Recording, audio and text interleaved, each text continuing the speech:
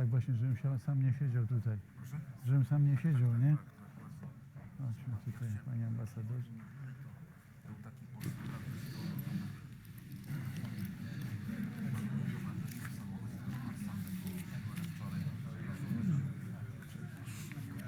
Do zadzwonienia to tak, ale tak to można oczywiście jeździć.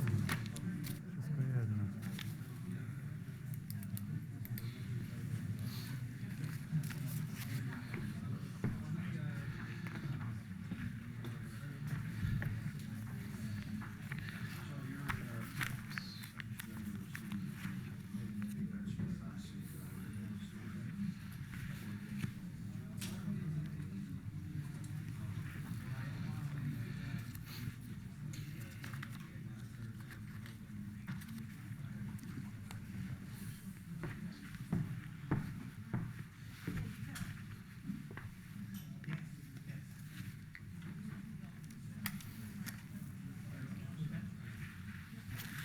Sorry? No. Sorry.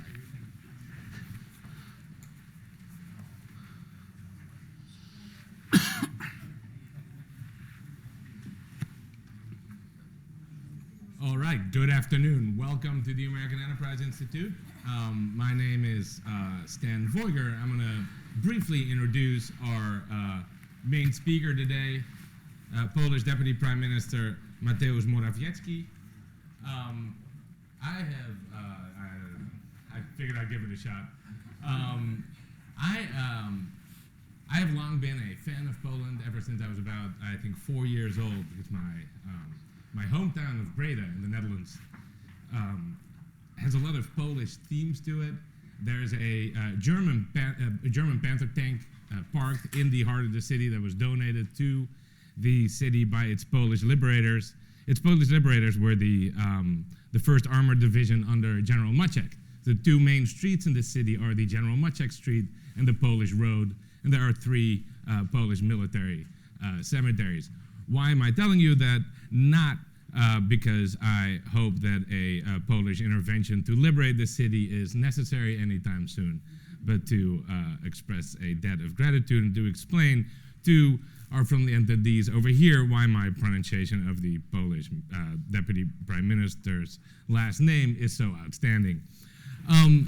With that, let's turn to the introduction of our main guest now. Mateusz Morawiecki is Deputy Prime Minister of Poland, Minister of Economic Development, and Minister of Finance. As such, he is responsible for the Polish budget, for national economic transformation, and for the improvement of economic progress and policies. He's the author of the Morawiecki Plan, which he will undoubtedly discuss shortly.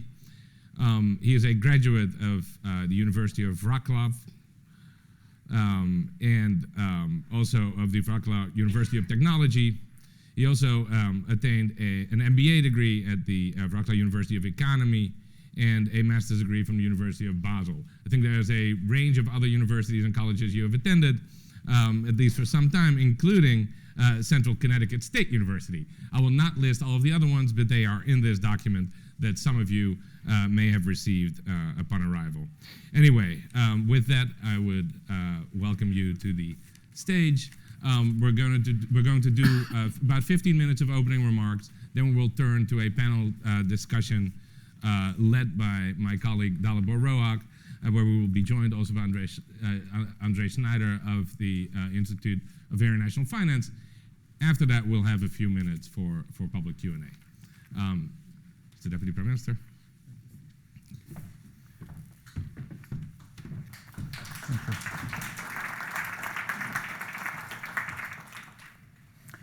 Thank you, Stan. It's a great pleasure to be here with you this afternoon. It's actually Poland in focus, but I'm going to talk about a couple of minutes about broader issues, not only about Poland. The changes which are happening around us in many different geographies, including Poland and including the United States, are staggering, and nobody could have imagined the changes happening just a couple of years ago. What are the roots of those changes, and what does this mean for the future development of democracy, future development of economy, but I would like to emphasize even the future development of the capitalism and democratic capitalism in particular. These are the major questions which I would like to discuss with you here today, based on what is happening in Poland, but also in Europe and maybe globally as well. What I'm going to say is not so much about some specific aspects of transformation of Poland or what is happening in Europe, like Brexit, of course, is symptomatic, or the changes in Italy, and so on. But what is the common denominator of many changes?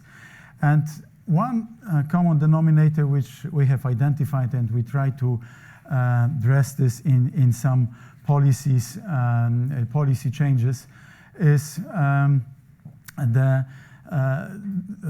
mere fact that the capitalism is less and less democratic. So let's make capitalism more democratic, because it's difficult for the capitalism to survive if this is too elitist, if this is not democratic. This would be one thesis. So democratizing this democratic capitalism and how to do this, this is one common thread which goes through our different policies. Why would I say so?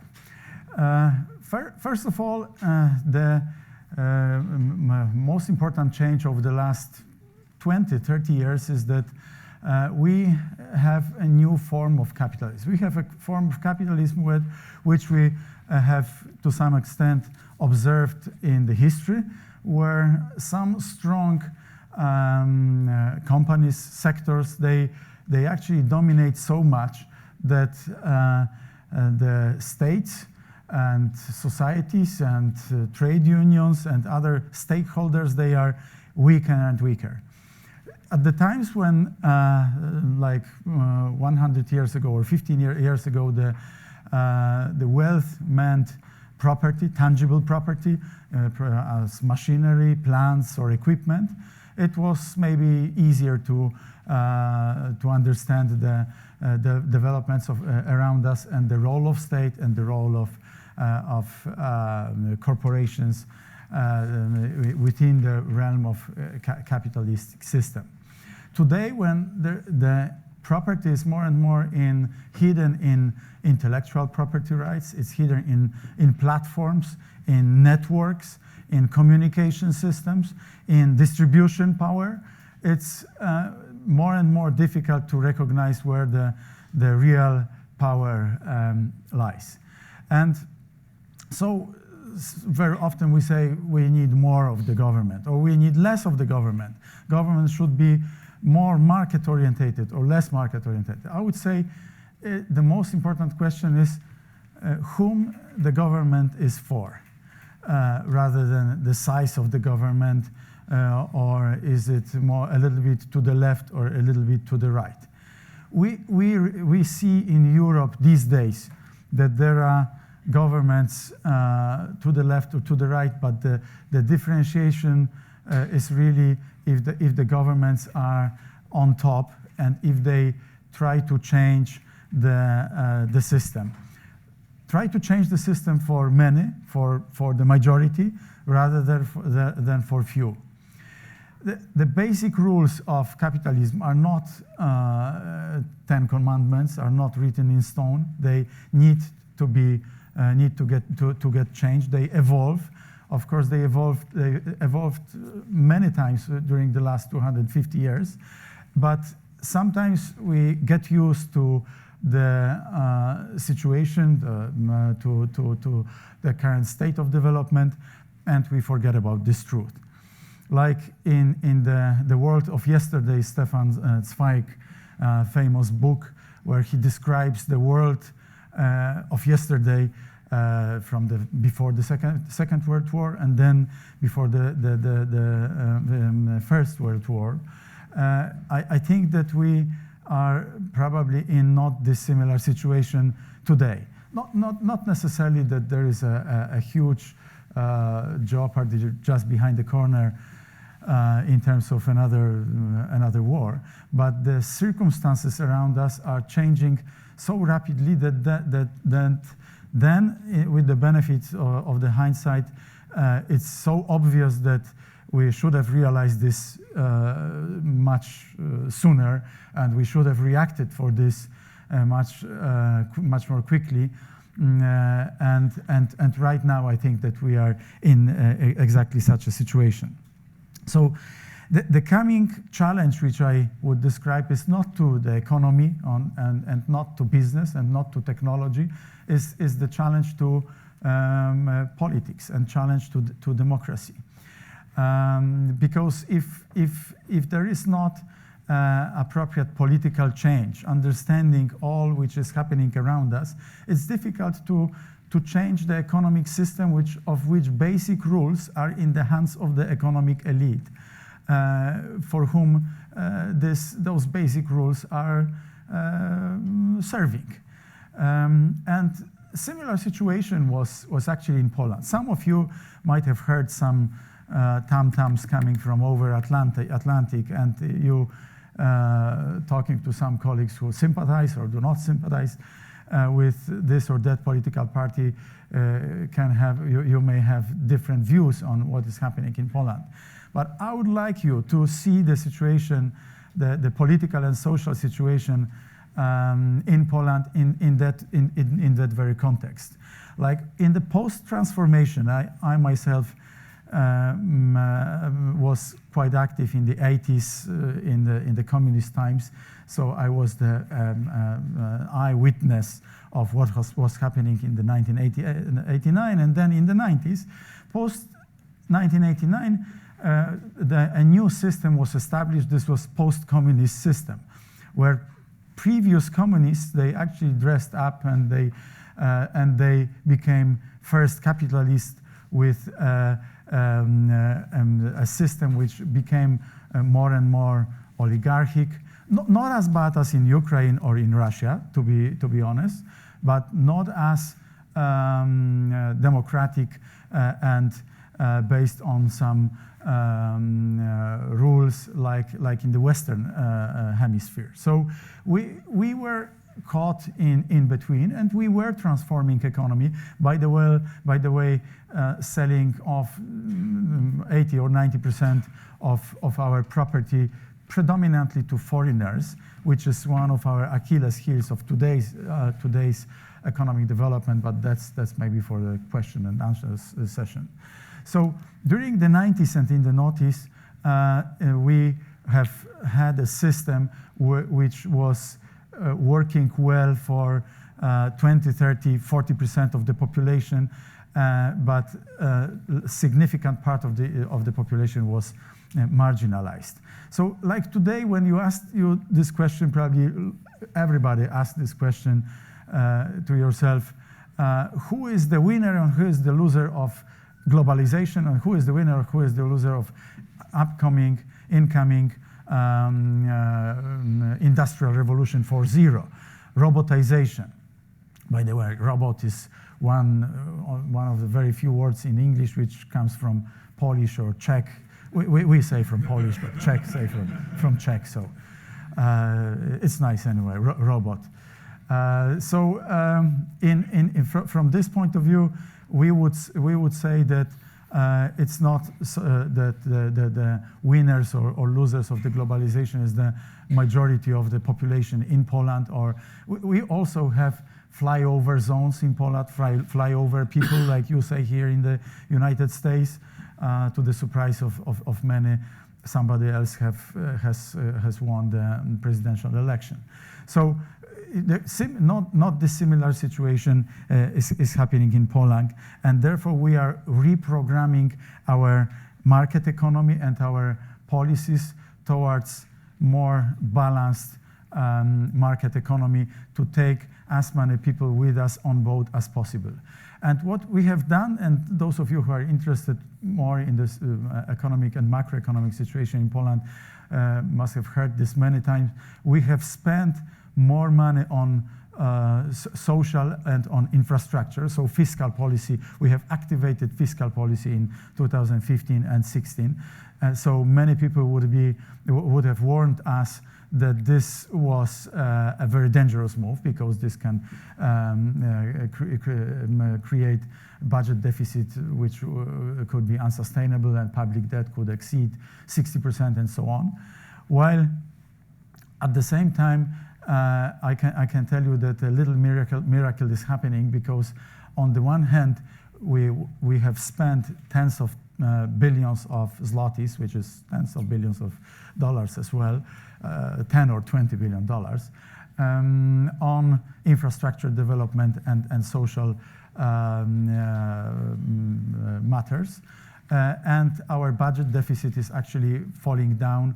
Our public debt is not increasing. It's on the level of 51, 52% to GDP. And by the way, we have this constitutional anchor on the level of 60%, which makes it very difficult to surpass for politicians. So, like in the famous quote from Henry Damaris Lloyd, the author of Wealth Against Commonwealth, the liberty is creating wealth, but then wealth destroys liberty. Maybe these were the words from 100 years ago, based on some observations of how quickly the huge power of international global corporations is growing. And we see this in Poland in a nutshell through the lens of our economic situation very clearly. We see that the companies are going to monopolize different areas of our economy. So countervailing powers are very much needed in our situation. And I think similar stuff is happening in Western Europe, and Brexit was happening precisely because of this phenomenon that many people realize that the fruits of the development are spread and are shared in a very uneven way. So we had lots of austerity in Europe and in Poland over the last 10 years, and this austerity didn't work so well. I'm not saying that the opposite should be the case, and now let's print money, let's go on fiscal policy, promiscuous fiscal policy, no breaks. But we try to find a balance in between, just to bring more of our population on board with regard to the economic development. So the key challenge is of political nature, therefore we address the political aspects of the change.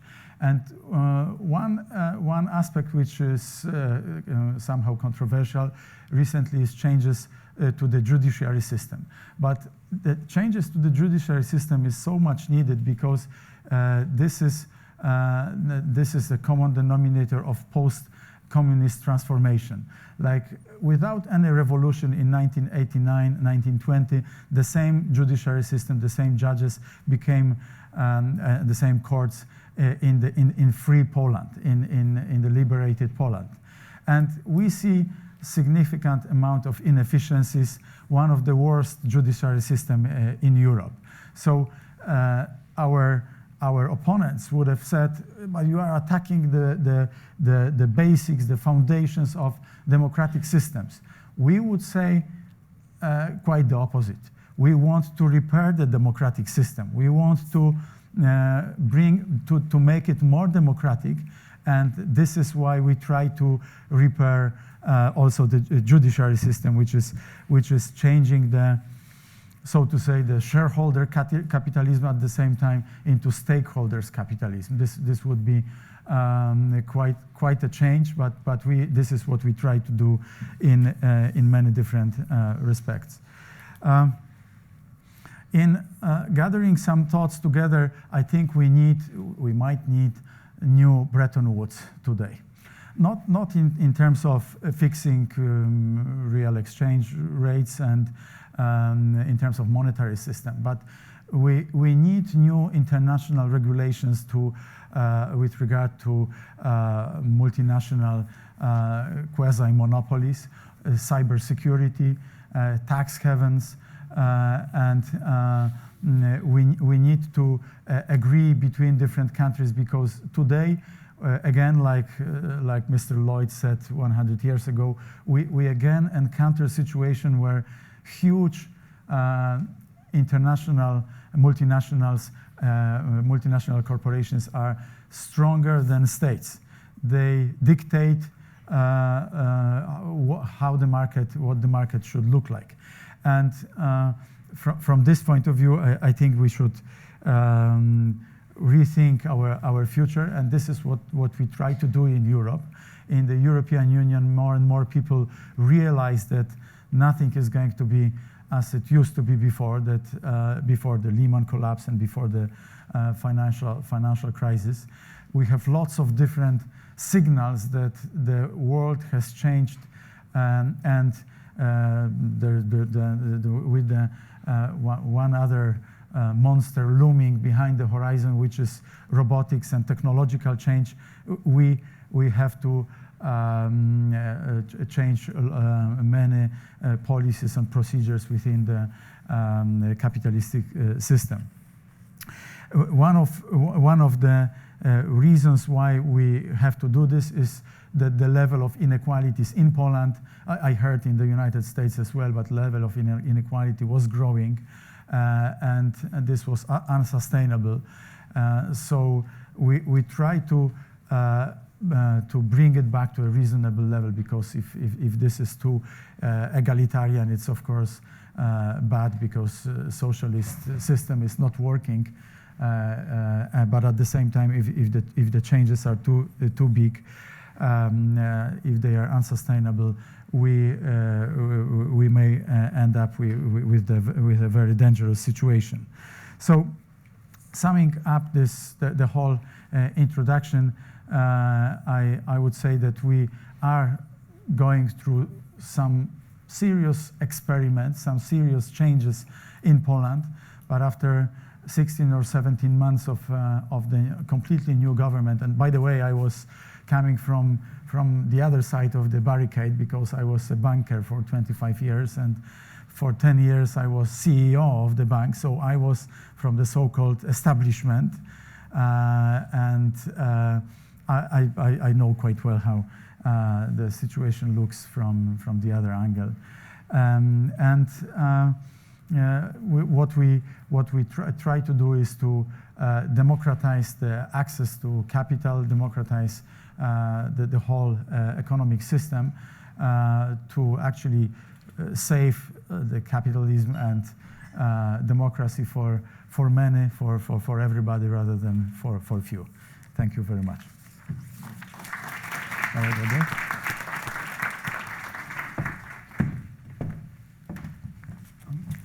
Thank you very much indeed, Deputy Prime Minister.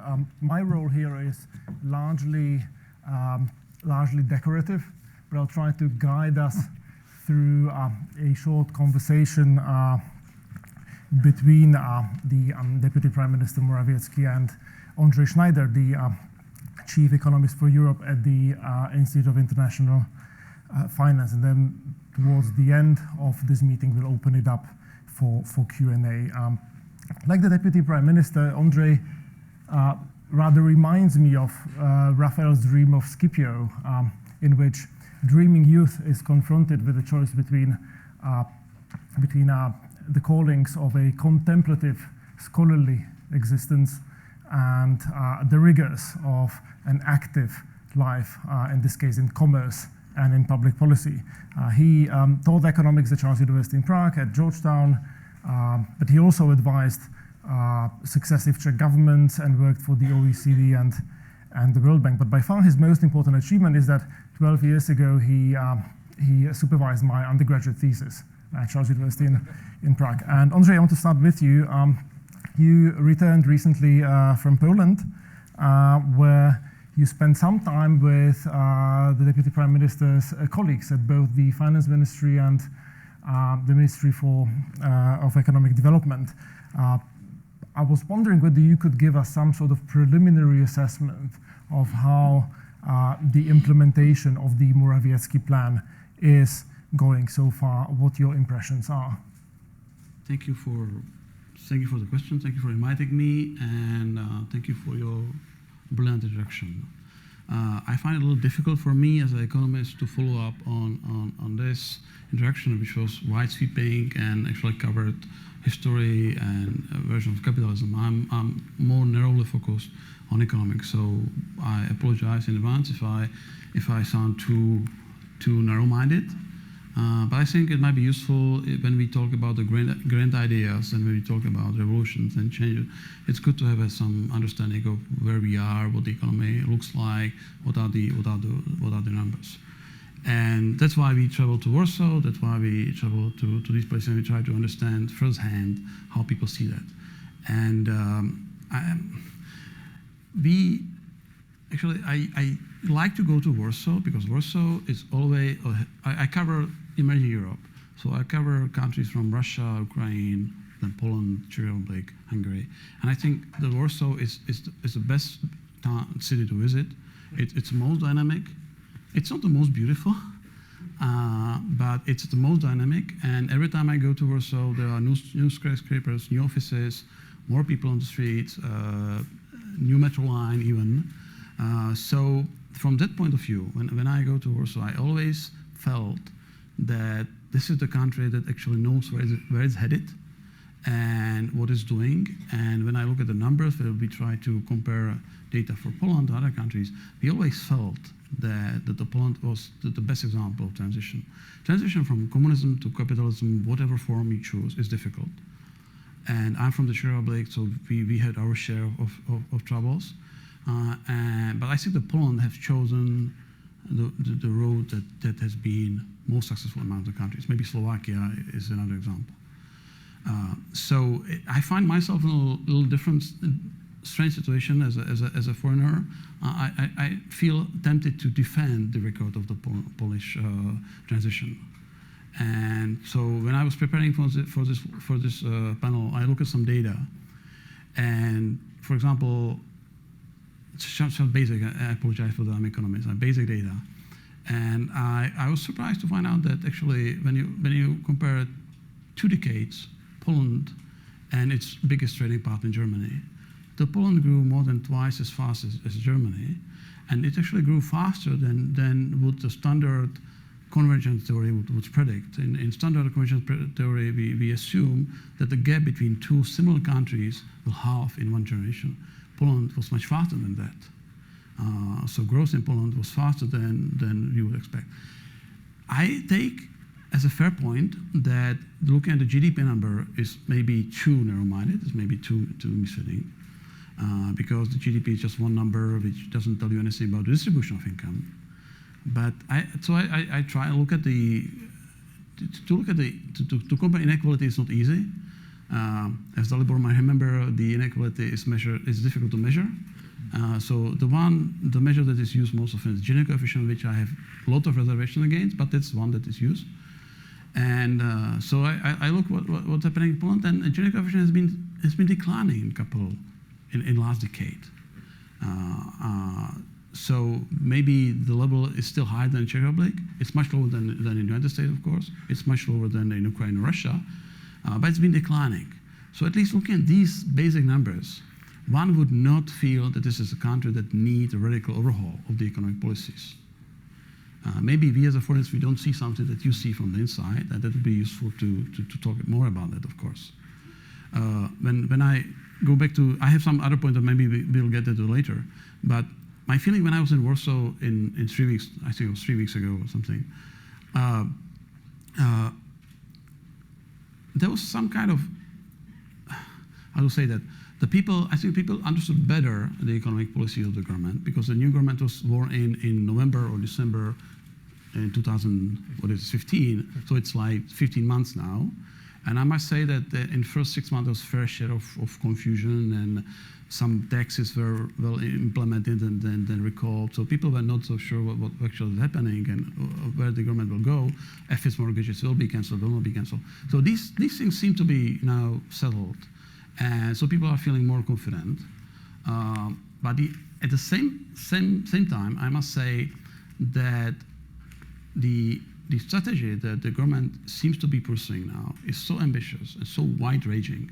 Maybe we'll talk about that different pillars of the plan of responsible development.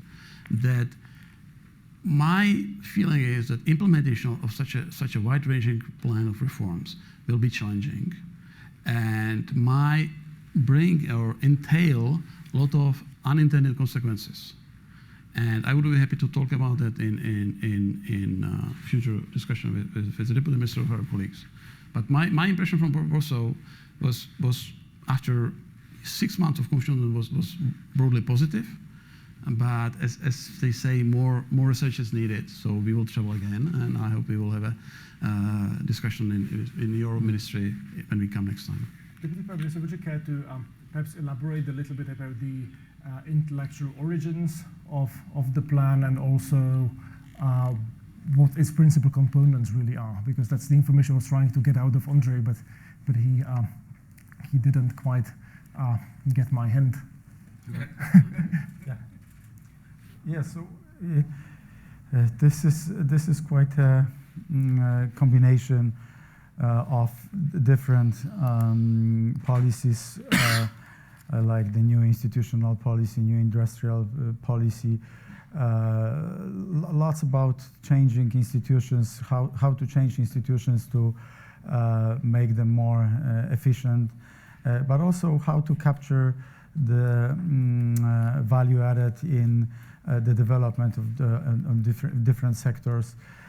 This is all underpinned by stable macroeconomic policy, and we of course are aware of how important the stability of our environment from the point of view of interest rates, inflation, budget deficit, public debt, all those aspects is.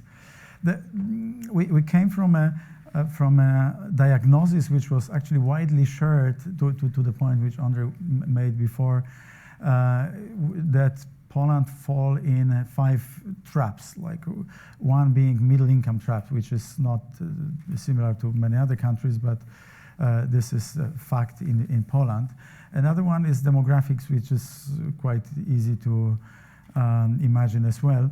The next one is more difficult. It's weakness of our institutions before, which we now prove that with the new approach to institutions, in particular the hard institutions like the financial institutions, stability of the banking system, but also fiscal policy, fight against fraud, VAT carousel frauds, missing traders, tax havens, all aspects which actually only recently have been realized. I've been to Davos a couple of weeks ago, and Davos is like, globalists turned into alter globalists. They started talking different language. They started talking about inclusive growth, and they started talking about eliminating tax havens and so on. So we have started from the very first day to fight for fair share in terms of taxes. And this helped us a lot to recover lots of lost taxes. So in a nutshell, this is the trap of weakness of our institutions. The fourth trap was the trap of low margin products, you may say, and the last one was the dependent development. And maybe just 2 examples, and then I shut up, to the question or to the challenge which Ondrej said. Why on surface you don't see that there is something rotten in the state of Poland in this case? One example is 2.5, 3 million people left. Out of country which was 40 million people, we now are 37, 38 million. 3 million people left over the last 12, 15 years. this is not a sign of success. People are leaving when they do not see chances for work, for life, decent life, and so on. Okay, so this is the proof in the eating. And this is very bad socially as well, because many people, there's lots of families broken and stuff like this. So this is one example. And another very big and also hidden slightly below the surface, but economists see this clearly, bluntly, is our net international investment position. Throughout 27 years of development, we were developing through borrowing money from abroad. And our current account was year after year in deficit. Our trade was year after year in deficit. Actually, January 2017 is the first month over the last 27 years, or 127 years really, because of the history of Poland, where we have a surplus on current account. Each current account in deficit adds to negative net international investment position. If you are such a huge country like United States with international reserves and currency like dollar, because United States goes in the same direction actually, is worsening the international investment position, you might not be so much concerned. But for the country like Poland, was and is, it is a signal that something is going wrong. So we have to repatriate capital. Trade is fantastic. Capital expansion, freedom movement of capital is great. So as long as it is going in different directions and we repatriate some of the capital invested abroad. But we didn't. We have consumed, which was the wrong aspect of our macroeconomic and economic developments. And now we are one of the 10 mostly indebted countries abroad in the world. Our net international investment position is on the level of 70% to GDP, 1.2 billion zlotys. If I may, just one thing. These things are interlinked, okay? Poland has been a country that was growing fastest in the European Union. So it was a good country to invest in. And so foreign investors were coming to Poland to invest. So to have a negative investment position is not necessarily a bad thing. It shows you that the foreign investors, including major industrial firms from Germany and from all other places, believe that Poland is a country where they should be and they're producing. It does have challenges for macroeconomic management, understand that. But if you have two options, either not to have the foreign capital and not to have any capital, or have it, I think everybody would probably vote for the option for the latter. So the real issue maybe is in Poland is that Poland has a lowest savings rate among these transfer countries.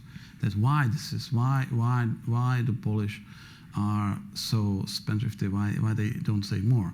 My interpretation, which is partial, is that there was some memories of high inflation, so people were not so confident that their saving ratio would maintain the value.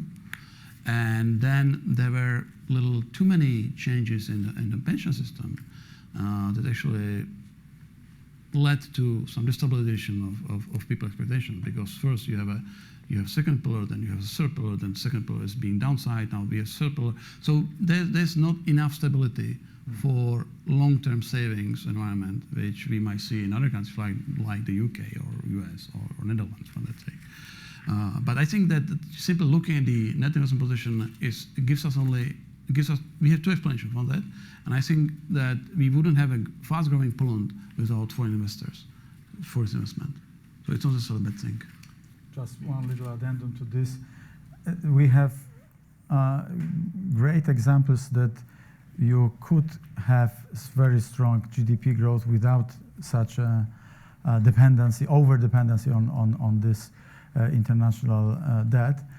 This is 27 years of post-war Europe and 27 years or 30 years of countries like Japan, Korea, Taiwan, not to mention Hong Kong and Singapore. They are smaller, but comparable size is Korea, Taiwan, and so on. So this was the mistake of the 90s and noughties. We had too much of consumption rather than savings, and then our over-dependency happened. Stan, what's your take on So that? I agree with that to some extent, especially given the demographics. You'd worry about a large negative international investment position. So what I would like to hear is I guess two things. One, what kind of specific policies are you thinking of to first raise the domestic savings rate, which I think is the obvious way to address this, because you don't necessarily want to repel international investment. And two, at some point, presumably in the not so far away future, I would imagine that Europe's version of quantitative easing will slowly be phased out. How do you see that affect Poland's position both on the capital and the trade front? Yeah. So clearly one of absolutely critical pillars of the responsible development plan is this one, like how to create the appropriate environment for savings and how to create more savings in the economy. And the way how we are trying to address this is exactly through the pension system and through building capital formation system, as we call this program. This is not dissimilar to the NEST system from the UK, like 1/3 employer, 1/3 employee, and 1/3 from the state, some incentives from the state to stimulate savings through the pension system, because Andrew was right, there were too many changes in terms of the pension system before, and people don't feel like in the mood of saving for the retirement age. So we start with this program from the beginning of 2018. We hope to have at the beginning 1 percentage point of GDP of new savings created through this. Our savings are 18% of GDP, investment 19% of GDP, so we should have 22, 24, 25% of savings, so a way to go. Your second question, first, I'm not so sure the quantitative easing through the ECB is going to fade away too quickly. They not only have extremely low interest rate, but also there is a purchase of assets every month, 60 billion euro.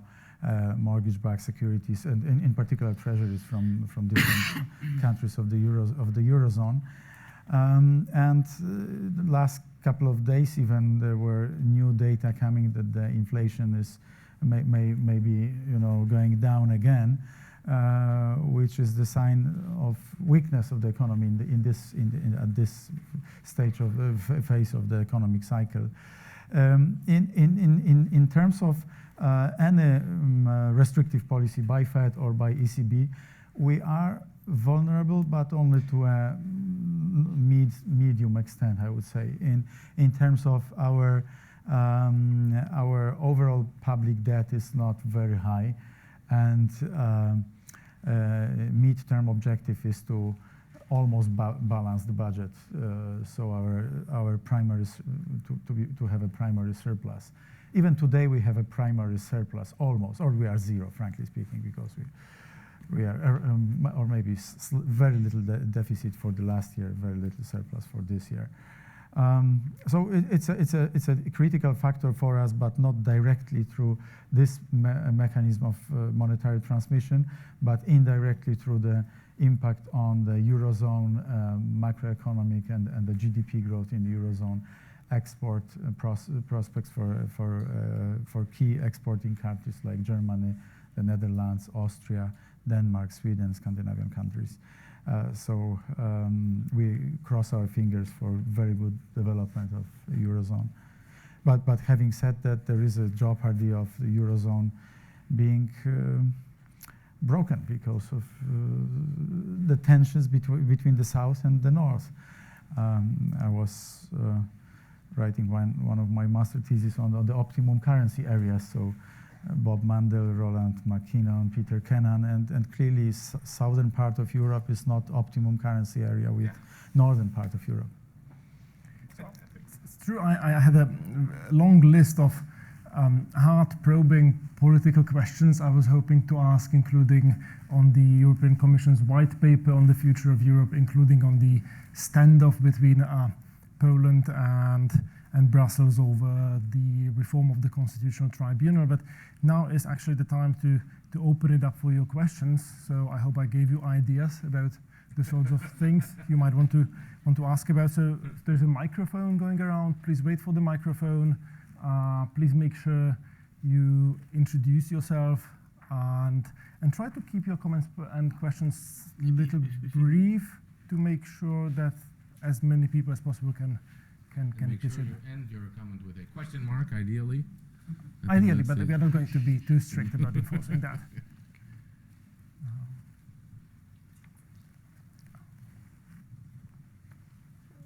Thank you for your presentation. My name is Li Yang. I just wonder if you can sort of explain what you are going to do to fight the problem, whether in communists in China, like China, in America, capitalism, political reason. You can see Americans got a lot of problem. And you can also see the French also have a problem with their capitalism. And besides the terrorism, what I mean is within their system, whether in US or in France or in China, or maybe even in Russia. So if you change from communist to capitalism, not only communists itself maybe have problem, but capitalism also has problem. How do you deal with those problems? How do you fight against corruption? Or how do you establish a good economic system, control the banking system so there will be no income inequality? So real progress, not just measured by GDP. That is very misleading. Thank you. Thank you. I think that there are many different beauties of democracy and capitalism and freedom, liberty, but one of them is that this is an open system which gives people power to control or opportunity or at least option to control the government and local governments and everything. And thank you for this question, because many people are surprised when I mentioned that in Poland is the country where there is one of the lowest corruption in the world. In the recent ranking, Poland is, I think, number 21 out of 190 countries, ahead of France, ahead of Czech Republic, Spain, Italy, Greece, of course, Portugal, far behind us. I mean, the lower the better, okay? From this point of view, fighting corruption goes hand in hand with democracy, goes hand in hand with liberal system in the classical sense. So I don't have good news for the countries like Ukraine, Russia, or China, because I think that the free media and press is extremely important. And in authoritarian systems, it's very difficult to fight corruption, to fight vagueness and unclear circumstances without free press.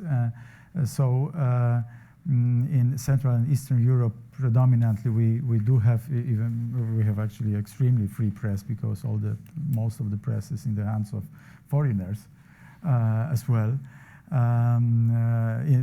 From western part of Europe, so which is better as if it was from eastern part of Europe 30 years ago.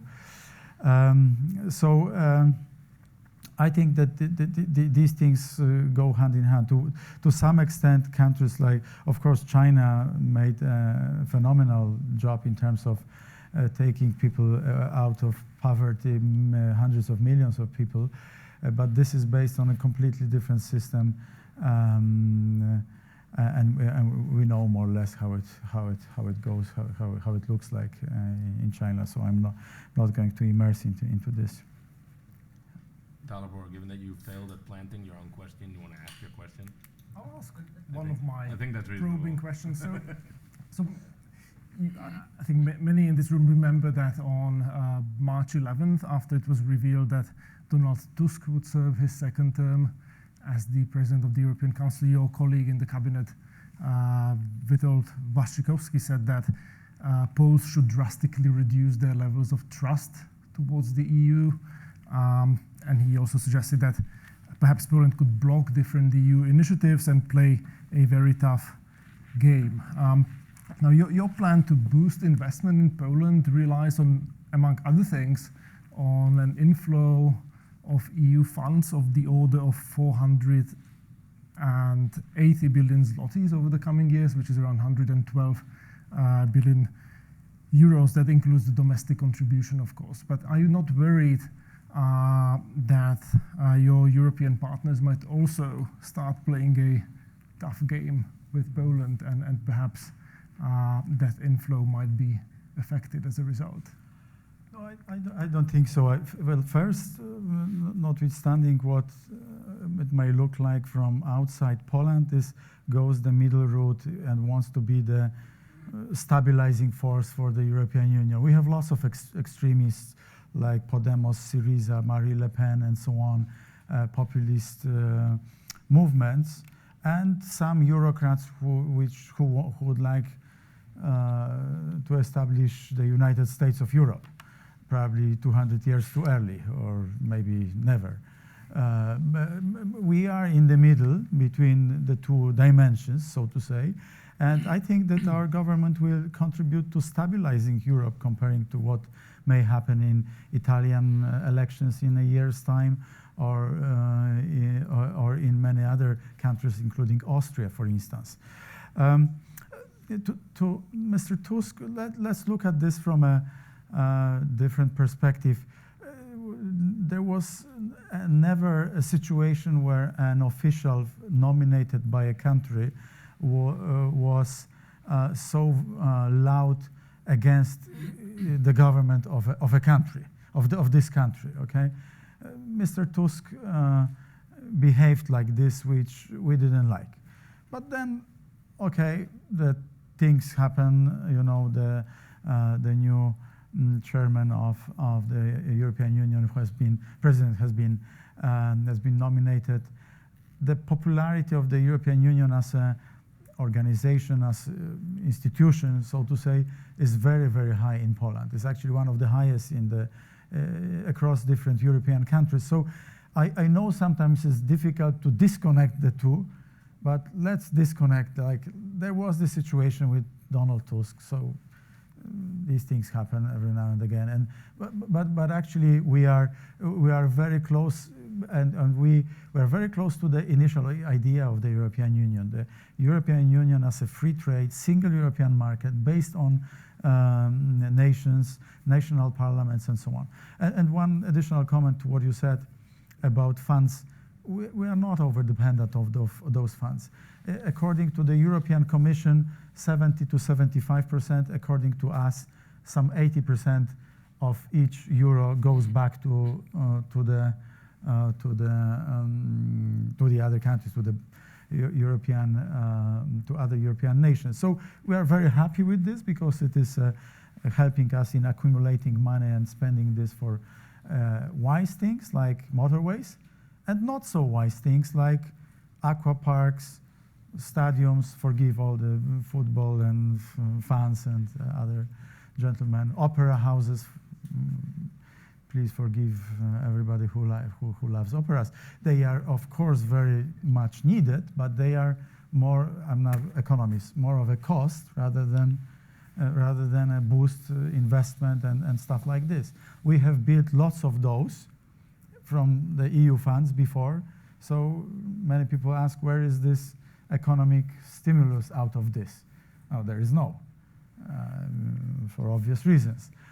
Having said that, I'm not complaining, okay? So all those funds are fine. Yes, please. Brett Fortin with Inside U.S. Trade. What role do you see the U.S. playing in the Polish development and also in the progression of trade policy? Will the member states continue to get behind the idea of a free trade agreement, beyond TTIP if TTIP isn't picked up? With this current administration and some of the dubious signals it's sent so far? I think that the voices which were heard about the United States not supporting free trade and China now being the main supporter of trade are wrong. I think that this is all smoke and mirror. Right? China, I'm coming from business, as I said, and China is so difficult country to do business with, incredibly difficult. I understand this is their policy, but actually comparing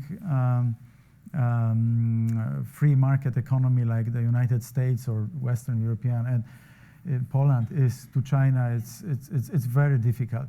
So in other words, I understand why the current administration is emphasizing that the free trade should be accompanied with fair trade, free and fair trade. Like United States has a trade deficit with China, $350 billion, with Germany, $65 billion, with Japan, $61 billion, with Mexico, $60 billion. And this is for a number of years, similar figures. So for how long such deficits may... It's easy, just cut consumption, save more. That's easy, just make them cut poorer. consumption I think it's a good bring proposition some for more next deflation election. to the United States, and this is how why of course this could be one of the ways, but we also know how the first Bretton Woods or the Bretton Woods system collapsed in 1971. France and Germany wanted to export deflation to the United States and wanted to repatriate some of the gold, and the United States didn't want it, so the Bretton Woods system ended in some tears. Today, clearly some elements of the current international trade system was unsustainable, and from this point of view, I understand some new vocabulary which is so loudly heard now in Baden-Baden, where I was a week ago, and around the world. Having said that, I hope that a new equilibrium is not far from us, and this will be found quite soon, because we need free trade. Time for one final question. If I might misuse my... No, that was a question, sorry. So, go ahead.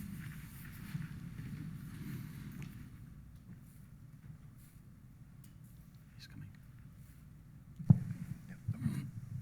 Hi, my name is Kate Lavender. I'm a national security reporter in Europe analyst with the Cipher Brief. Lithuania's defense minister recently did an interview with The Guardian, and he said that Russian interference in information warfare in the country is along the lines of what we saw in Ukraine prior to the invasion of eastern Ukraine. So my question is twofolded. One, do you agree with this assessment in the Baltics? And then two, do you see similar operations in Poland? Well, like the previous president of Poland, Lech Kaczyński, who died in the catastrophe in Smolensk, he once said that after an attack of Russia on Georgia in August 2008, that now it's Georgia, then it will be the Ukraine, and then the Baltic states, and then Poland, my country, Poland. This is his quote. And so far he was right with Georgia and then Ukraine. Unfortunately, now we see more and more of those cyber attacks in Lithuania, in Latvia, in Estonia. These are countries with lots of population from the previous Soviet Union, from Russia, with lots of Russian population as well.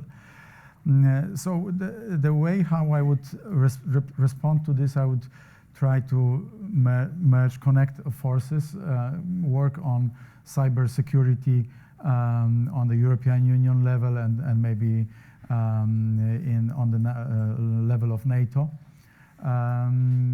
Because I treat this jeopardy with utmost caution. I think this is very dangerous. What is happening at our eastern flank, and this is maybe not so well seen from over Atlantic, but what's happening in eastern part of Europe is not good. I think Russia is a great country. They could have be growing. They could be growing in many different ways because they are rich in commodities and everything, and very talented people. So I think that there will be a wake-up call, and what Mr. Trump and the new administration is emphasizing from the point of view of importance of the defense policy, and everybody should spend your fair share on defense, is also positive. I view this as a positive element, and hence the Lithuania and Latvia, they should do the same, because Estonia is actually spending 2% plus on defense. Yeah. Unless Stan or ONDREJ have any final thoughts. You know, after this, I had some stupid question about social benefits. I will recall it. And I just say that Poland is one of the few countries that actually do spend these 2% of GDP on the defense, and all Europeans should be grateful for Poland. That actually that's one of the countries that stands strong in this sense. And follow that example. So on that note, eventually follow that example. Yes. On that note, I'm afraid we have to draw this to a close. So. Please join me in thanking the Deputy Prime Minister for coming, as well as ONDREJ and my colleague Stan. And I would like to ask you to remain seated to allow the Deputy Prime Minister to exit the room for a press briefing. Thank you. Okay. Thank you. Then I'd like to invite you to join us for a little reception in the corridor. So thank you all. Not quite yet. Thank you. Thank you.